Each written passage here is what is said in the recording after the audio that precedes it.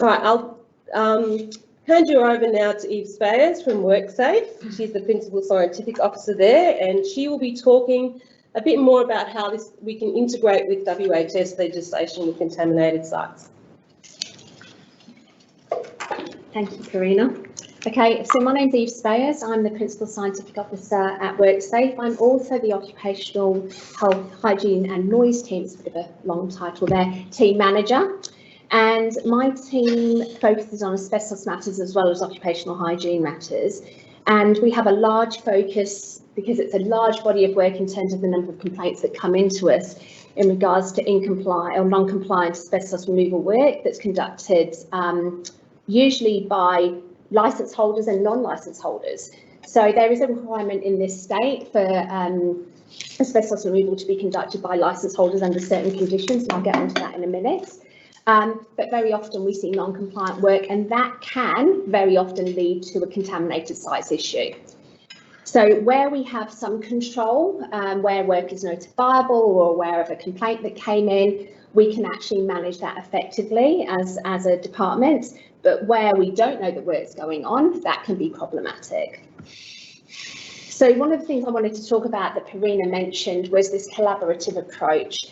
So the occupational health risks and hazards related to workers falls under our jurisdiction at WorkSafe, whereas the Department of Health looks after public health risks. And they're not exclusive, they do actually intersect.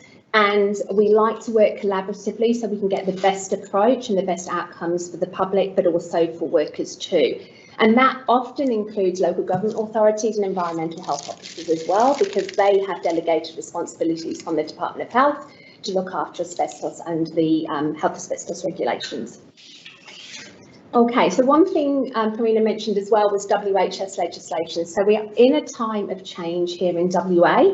So currently we administer, WorkSafe administers the occupational health or safety and health legislation. So we've got an act dating back to 1984 and some regulations dating back to 1996. So a little bit old and a little bit outdated. But the government made a commitment to enact work health and safety legislation in January next year. So our best estimate is early next year at this stage, and that will mean changes in this space specifically. Okay, a bit old school. I like to have my notes just in case technology goes down. Sorry about that. Okay, so you can see on the slide behind me that there is an information sheet related to asbestos contaminated soils on our website. I wrote this together with collaboration with Karina and John and other people at the Department of Health to coincide with the updated Department of Health guidelines. So the idea here is to give some information about what asbestos soil contamination looks like in the space of us. So as a regulatory approach from a WorkSafe perspective. So this fact sheet or information sheet provides advice on inspecting, managing, removing and disposing of asbestos contaminated soils at workplaces, and it references the Department of Health updated guidelines. One of the things I really wanted to emphasise is that in order for us not to end up with a contaminated issue or contaminated soils issue, we want to ensure that workplace removal practices in regards to asbestos actually are conducted correctly, with really good clearances at the end, all those systems of work, safe systems of work along the line to ensure that workers aren't exposed. If those things occur, then we don't end up with the issues that we face in terms of contaminated sites.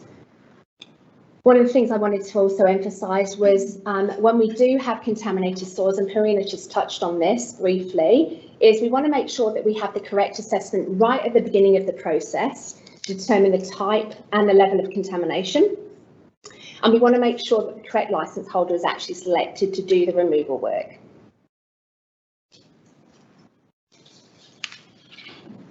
Right. So one of the things we get asked about quite a bit at WorkSafe is how do I select a licence removalist?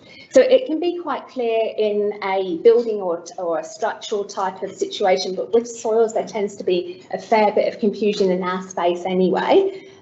Maybe not so much in your space, but definitely in our space. So one of the fundamental things you need to consider right at the beginning is it friable or non-friable?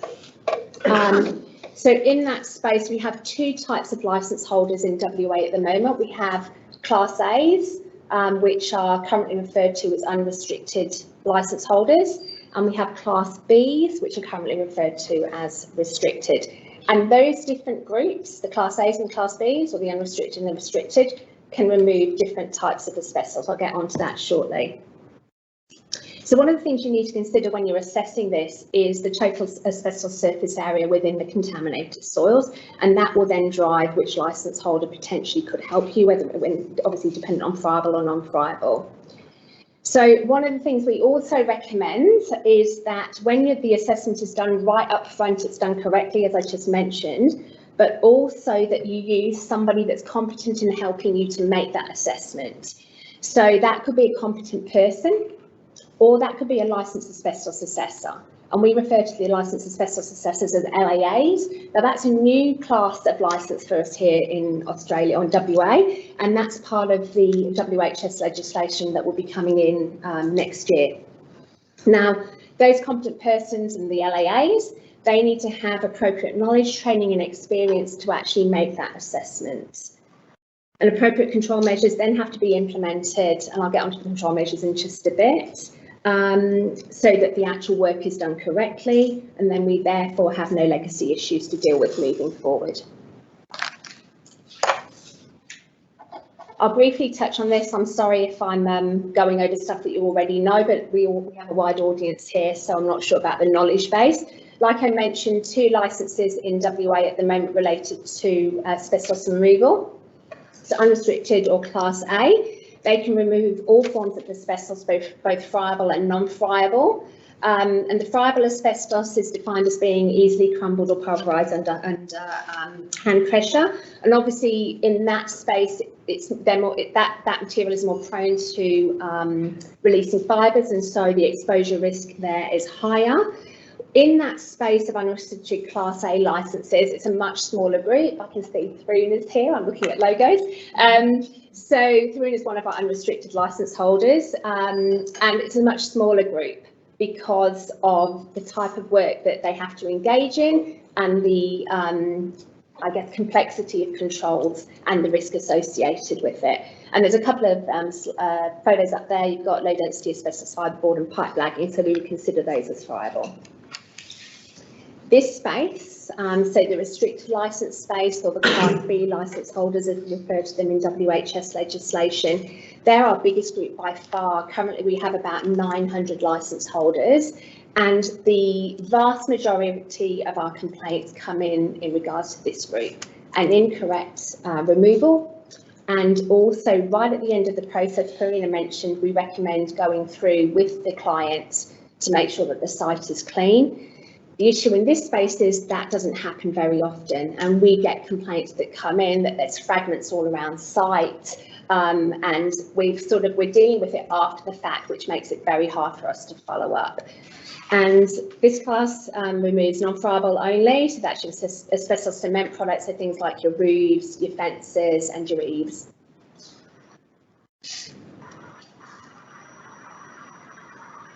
All right. So when you're looking at the contamination, you want to consider the quantity and the distribution of it, and the total quantity across the site. One of the things I wanted to focus on today was just talking quickly about minor contamination. So minor contamination we've seen works well and doesn't work so well in this space. I've seen 5 fragments of bonded asbestos in a huge volume of soil, and that's classed as contaminated. And that's because there's a lack of understanding. When the assessment was done, it wasn't done very well. So in terms of minor contamination, both Class A and Class B licence holders can actually assist with that. But where you've got minor contamination in terms of just isolated fragments of bonded material, that can actually be done under the OSH laws. So you have to have systems of work in place, risk assessments, safe work method statements, asbestos removal control plans, supervision, correct disposal, and a raft of controls. And because of, I guess, the complexity and the lack of understanding in that space, we often recommend that you use a license holder. I'm not saying that all of our complaints are like that. Some of them are much more complex, and we have a distribution of potentially friable and non-friable material in soils. And so where you have the mix, we always recommend that you actually use a unrestricted licence holder or a Class A licence holder. All right.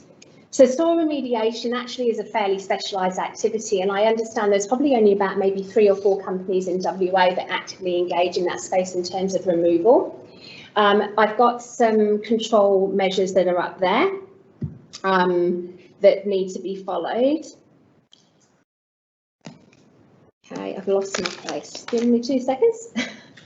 All right, the other thing I wanted to mention in this space is WHS legislation. The last dot point there is training and supervision. Training is currently a little bit problematic in this state for licence holders.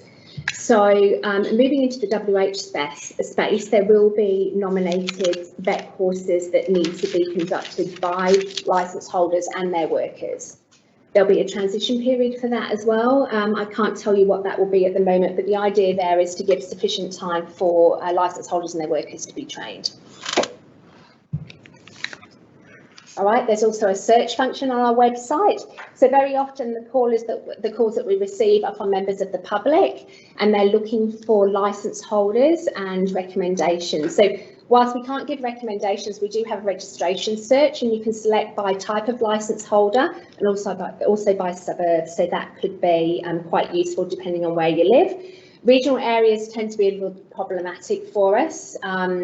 However, there usually is 1 or 2 licence holders in the regional towns, the large regional towns, that are willing to actually travel.